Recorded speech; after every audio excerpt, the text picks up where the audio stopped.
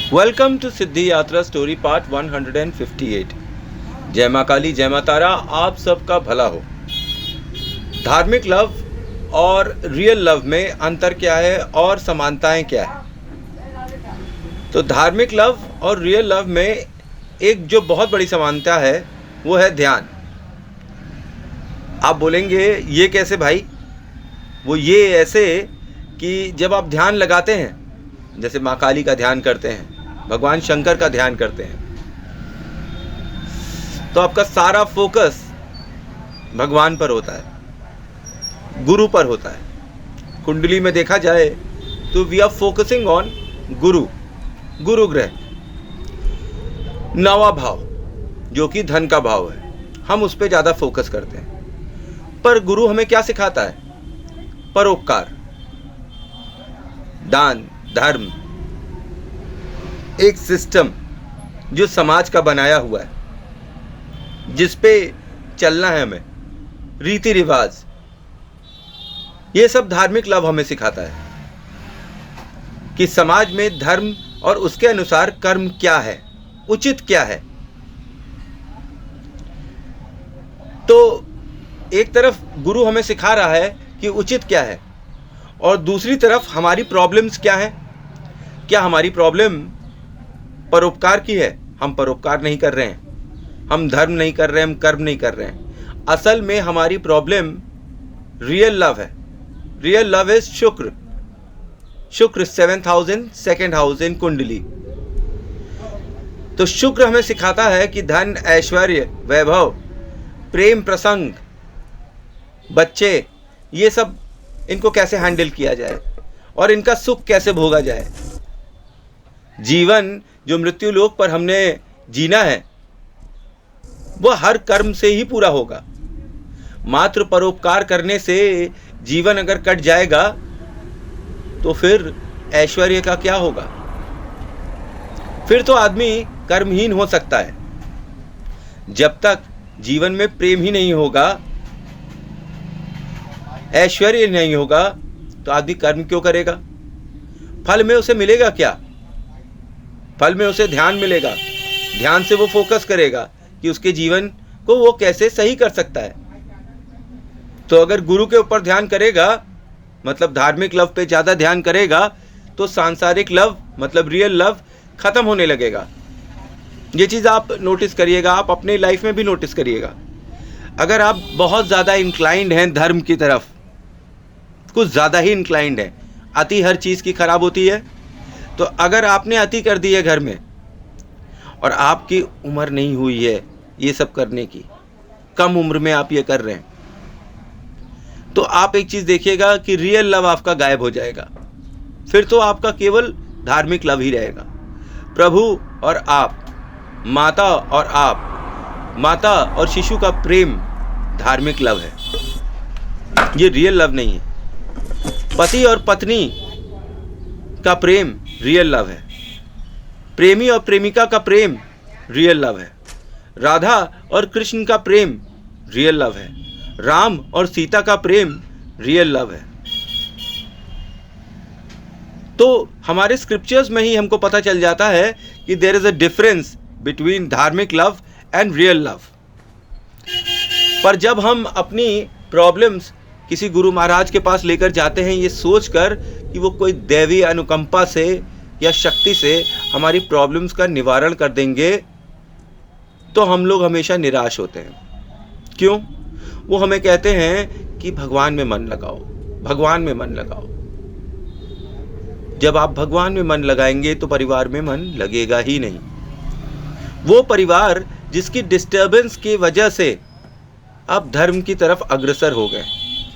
मैं ये नहीं कहता सबके साथ ऐसा केस है, पर मोस्ट ऑफ द केसेस ऐसा ही होता है कि जब हम निराश हो जाते हैं किसी चीज़ से, घर से, परिवार से, बच्चों से, पति से, पत्नी से, किसी भी वजह से, किसी रिश्ते से हम ठोकर खा जाते हैं, तो हम धर्म की तरफ चले जाते हैं। अपना मन हम धर्म की तरफ लगाते हैं, ईश्वर की तरफ लगाते हैं, क्योंकि वही सत्य है, श्वेत है, साफ है, उसमें कोई कलंक नहीं है, उसमें कोई ऐब नहीं निकालता। इसलिए हमारा मन उधर की तरफ जब जाता है तो परिवार की तरफ कैसे जाएगा।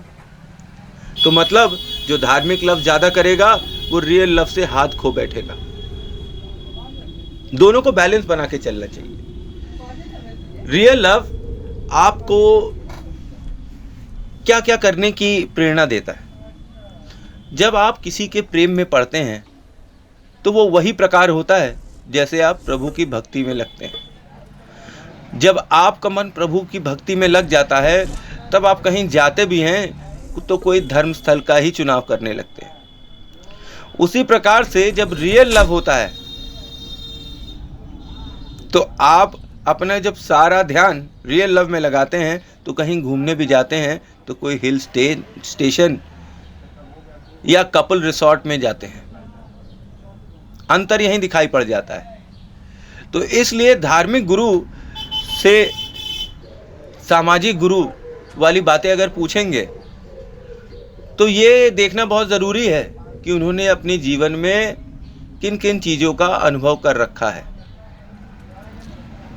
ये ज़रूरी नहीं कि वो सफल ही हों उन अनुभव में, और एक सफल आदमी ही आपको सारी सफलताओं के राज बता सकता है।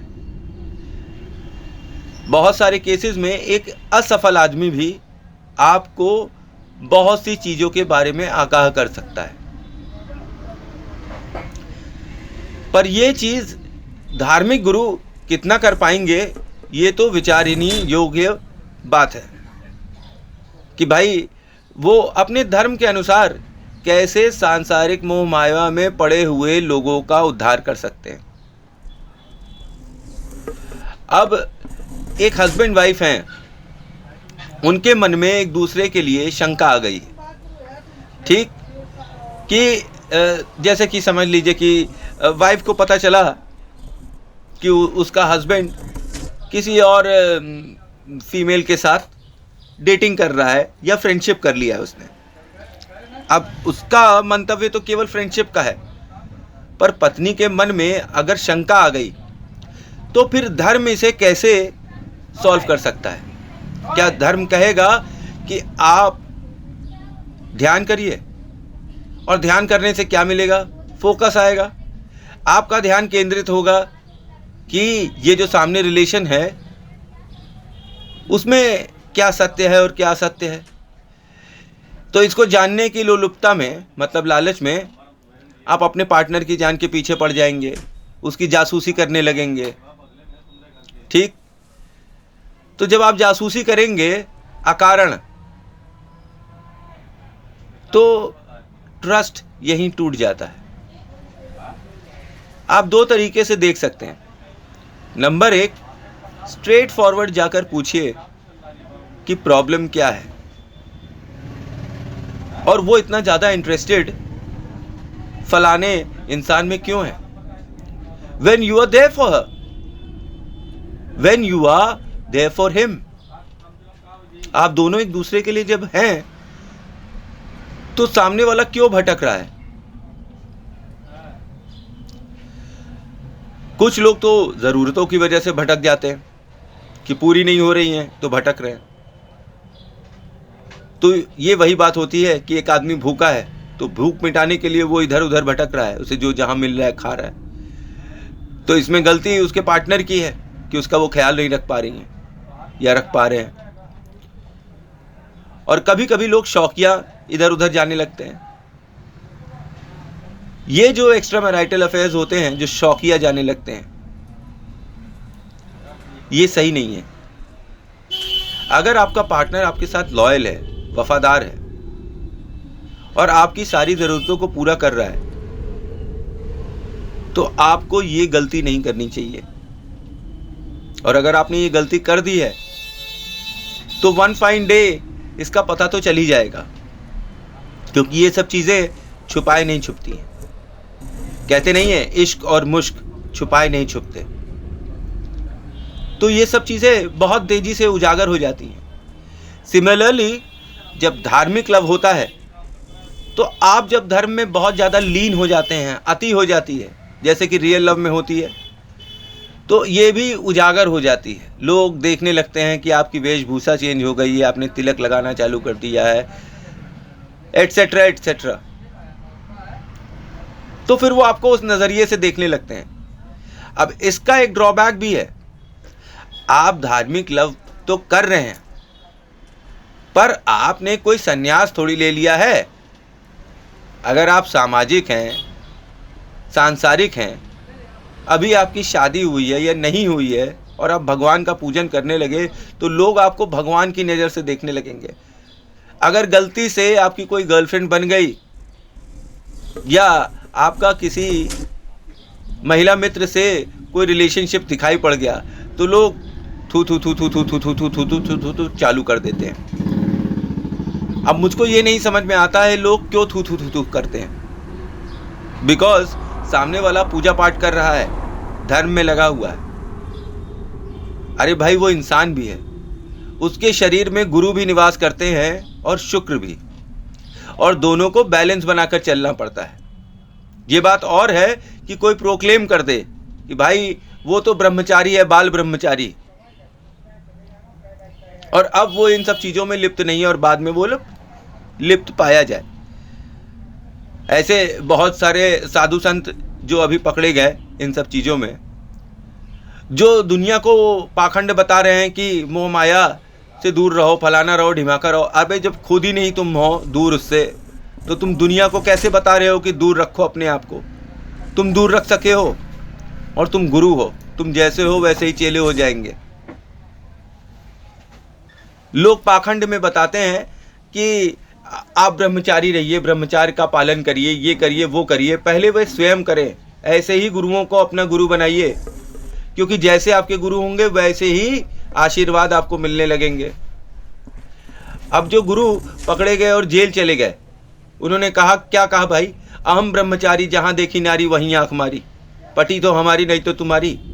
ये ऐसी सोच वाले गुरुजी भी हैं। तो ये सब करप्ट लोग जो हैं, जो मतलब रियल लोग हैं, उनके ऊपर कलंक लगाने का काम करते हैं। ये वो शुक्र हैं जो गुरु के घर में चुप्पे से घुस गए। तो अपने जीवन में गुरु और शुक्र का मेल बैलेंस बनाकर रखिए, दोनों ही अति आवश्यक है।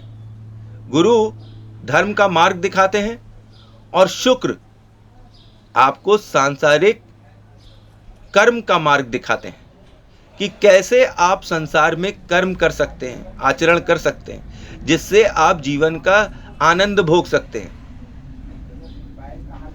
उसी प्रकार से गुरु भी आपको यह शिक्षा देते हैं कि कैसे आप समाज में परोपकार करके अपना नाम, यश, कीर्ति बना सकते हैं, और दोनों अति आवश्यक है। पर जब भी आप अपनी प्रॉब्लम किसी से डिस्कस करिए, तो पहले ये जान लीजिए कि आप बात किससे कर रहे हैं, वे गुरु किस प्रकार के हैं, क्या वे सांसारिक मोह माया के बारे में कुछ जानते भी हैं, उन्होंने कुछ एक्सपीरियंस कर रखा है। क्योंकि बिना एक्सपीरियंस तो वो यही बताएंगे कि मंदिर में दिया जलाइए और आपकी प्रॉब्लम झट से सॉल्व हो जाएगी। मंदिर में दिया जलाने से प्रॉब्लम नहीं सॉल्व होगी। परिवार में जो जो प्रॉब्लम है उनको एक साथ बैठकर डिस्कस करने में, और ये अपना ध्यान लगाने में कि ये जो सिचुएशन है, अगर हमने इसे कंटिन्यू किया तो ये कंटिन्यू होती जाएगी आने वाले 5 साल, 10 साल, 15 साल, जितने भी समय तक आप अपने पार्टनर के साथ जीवित हैं। तो क्या ये चीज़ सही रहेगी आपके लिए? अगर ये चीज़ सही रहेगी तो कंटिन्यू करिए, और नहीं रहेगी तो फिर कुछ और सोचिए।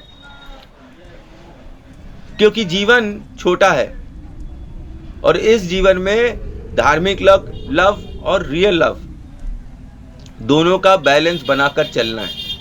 तो थैंक्स फॉर वॉचिंग। जय मां काली, जय मां तारा। आप सबका भला हो। आई होप आपको मेरे विचार सही लगे होंगे, और अगर कुछ भी गड़बड़ लगा हो तो आप प्लीज़ कमेंट बॉक्स में ज़रूर बताएं।